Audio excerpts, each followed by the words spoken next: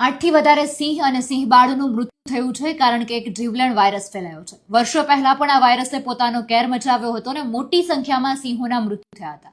ફરી એકવાર કેનાઇડ ડિસ્ટેમ્પર વાયરસ અને બેબેસિયા વાયરસ અત્યારે ફેલાયો છે.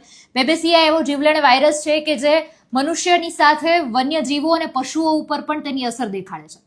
પરોપજીવીઓ દ્વારા વાયરસ ફેલાય છે. પરોપજીવીઓ આપણા શરીરમાં પ્રવેશ કરે છે અને લોહીના રક્તકણો ઉપર એ હુમલો કરે છે. તેના પર એટલો ઘાતક હુમલો કરે છે કે તેની સીધી જ શરીરમાં તીવ્ર ઉણપ સર્જાઈ જાય છે.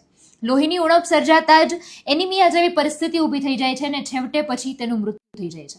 અત્યારે એક પછી એક જ્યારે આ કિસ્સાઓ સાંભળવા મળ્યા ત્યારે અત્યારે વન્ય વિભાગ દ્વારા તાત્કાલિક એક એક્શન પ્લાન પણ અત્યારે અમલમાં મૂકી દેવામાં આવ્યો છે. સિંહોના મોટા જૂથોને અત્યારે ઓબ્ઝર્વેશનમાં લેવામાં આવ્યા છે. તેમના લોહીના સેમ્પલ લેવાની કવાયત પણ હાથ ધરી દેવામાં આવી છે અને આ દિશામાં તાત્કાલિક ધોરણે જ પગલાં લેવા પડે, કારણ કે આ ઘાતક વાયરસ જો વધારે ફેલાઈ જાય તો પછી આ આંકડો છે એ વધી શકે.